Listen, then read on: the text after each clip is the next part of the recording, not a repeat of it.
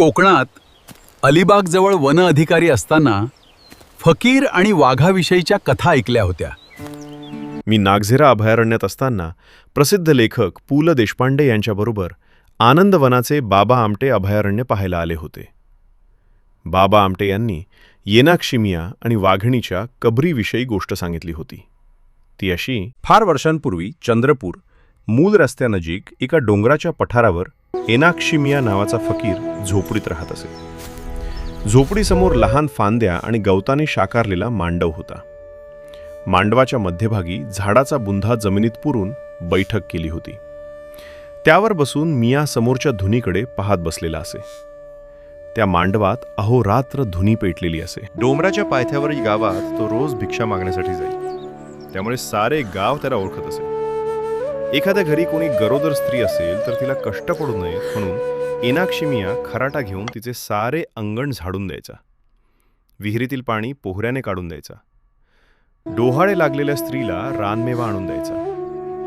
गावात कोणी आजारी असेल तर त्याला औषध देऊन बरा करायचा. साहजिकच सारा गाव त्याच्या परिचयाचा होता. मध्यरात्रीनंतर जंगलातील एक वाघीण त्या धुनीजवळ येनाक्षिमियाच्या शेजारी येऊन बसे. तो तिच्याशी तासनतास बोले.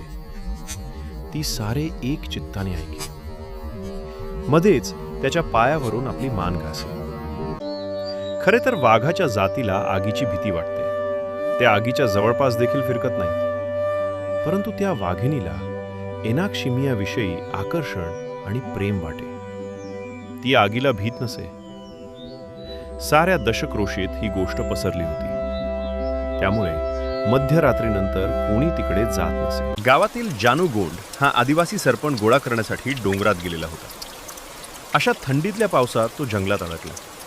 जिकडे तिकडे आभाळ भरून आलेले, ढगांचा गडगडाट व विजांचा कडकडाट याबरोबर वादळ वारे सुटले. विजेच्या आगीचा लोळ एखाद्या झाडावर पडला की ते झाड समोरच भस्मसात व्हायचे.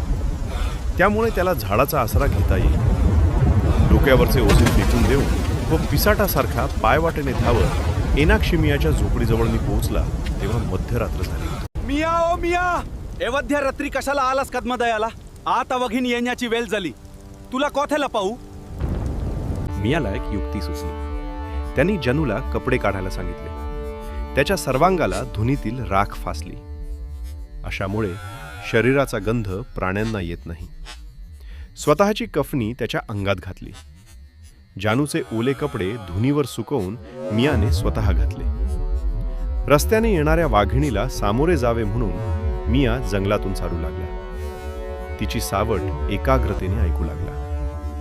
अपेक्षेप्रमाणे तिची वाटेत भेट झाली. परंतु दुरूनच तिने गुरगुरून आपला राग व्यक्त केला. हे पाहून मियाला आश्चर्य वाटले. तिने त्याला ओळखले नाही. त्याच्यावर कडकडून हल्ला केला. त्यात मिया गतप्राण झाला.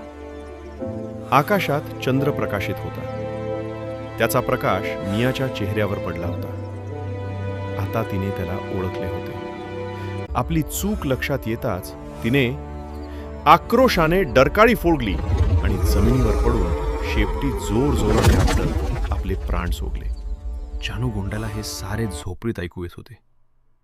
नंतर जिकडे तिकडे शांत झाले. बराच वेळ झाला तर येनाक्षिमिया परतला नाही.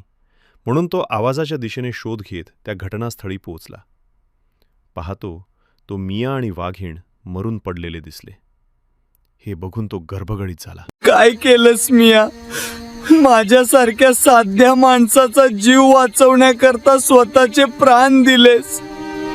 एवढंच नव्हे तर वाघीणही मेली. तसाच तो ओरडत रडत गावात पोहोचला तेव्हा पहाटेचा कोंबडा हरवला होता. त्याच्या रडण्या ओरडण्यामुळे गावातील काही बाया माणसे त्याच्या भोवती जमली. त्यांनी जंगलात घडलेली सारी हकीकत गावकऱ्यांना सांगितली. तोपर्यंत उजाडले होते. सारे गावकरी जमले. त्यांनी आपला मोर्चा घटनास्थळी वळवला. जानू साऱ्यांचे पुढे रडत चालला होता. स्त्रिया देखील आक्रोश करू लागल्या. मिया गेल्याचे खूप दुःख त्यांना झाले होते. गावकऱ्यांनी येनाक्षिमिया आणि वाघिणीची अंत्ययात्रा काढली. वाजत गाजत त्यांचे मृतदेह गावात आणले. त्यांचा दफनविधी केला. त्यावर शेजारी शेजारी 2 कबरी बांधल्या. या कबरी चंद्रपूर मून रस्त्याच्या कडेला गावाचे सीमेवर आजही आहेत. गोष्ट संपली. इथे मला फकीर आणि वाघाच्या सहचर्याचा एकमेव पुरावा मिळाला. वाघासारख्या जंगली प्राण्यांना बरे करून त्यांच्याशी मैत्री करता येते याची खात्री पटली.